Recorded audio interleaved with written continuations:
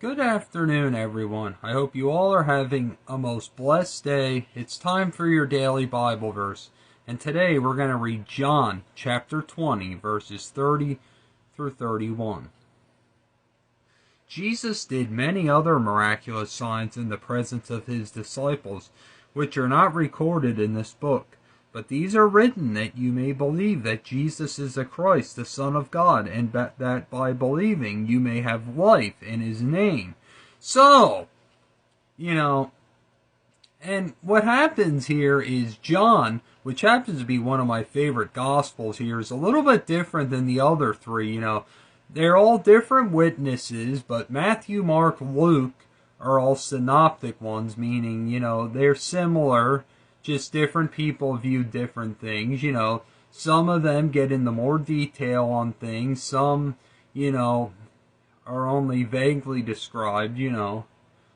Matthew and Luke, really, it seems like everything is sandwiched into those. Mark kind of focuses largely on his deliverance ministry and other things.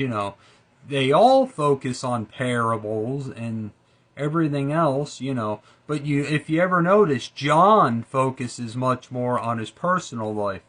But to go on here, John says even in his book, his gospel that he wrote, there are so many other things Jesus did, and so many other things besides what's written in the other three gospels too, that it's beyond, what could be written down. And we're going to read later on where it says Jesus did many other things, that if every one was written down, the whole world would not have room for the books that would be written, But we'll read those verses another day.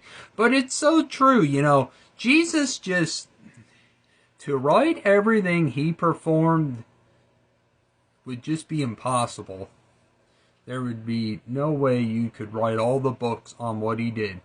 But what you see written here in all four Gospels is enough that we may believe that Jesus is the Christ, the Son of God, and that by believing we may have life in his name.